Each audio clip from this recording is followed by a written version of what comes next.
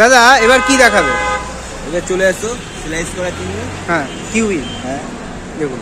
এছাড়া এই আছে স্ট্রবেরি আছে, হ্যাঁ অনেক রকমের আছে জিনিস। আর তারপরে এই ম্যাঙ্গো আছে। হ্যাঁ। এখন যেহেতু ম্যাঙ্গোর সময় চলে আসছে, এটা এখন ডিউ থাকবে, পরে শীতকালে এটা যা বলবেন এনে দেওয়া হবে। দাদা কলকাতায় তো অনেক দোকান আছে, ড্রাই ফ্রুটের দোকান আছে, সেখানের সঙ্গে তোমার কি পার্থক্যটা কোথায়? দেখুন এখান থেকে কলকাতা যেতে গেলে 20 টাকা খরচা হবে, আপ হ্যাঁ। ডাউন 10 টাকা, বাসে যেতে গেলে মেট্রো হয় 20 টাকা খরচা হবে। হ্যাঁ। এটা সারাদিন গেলে তো টুক করে আসা যায় না, না। এবার 5-6 ঘন্টা একটা সারাদিনের কেস। হুম। এটা সারাদিনে একটা মানুষের রোজ 500 টাকা মিনিমাম আছে। হুম।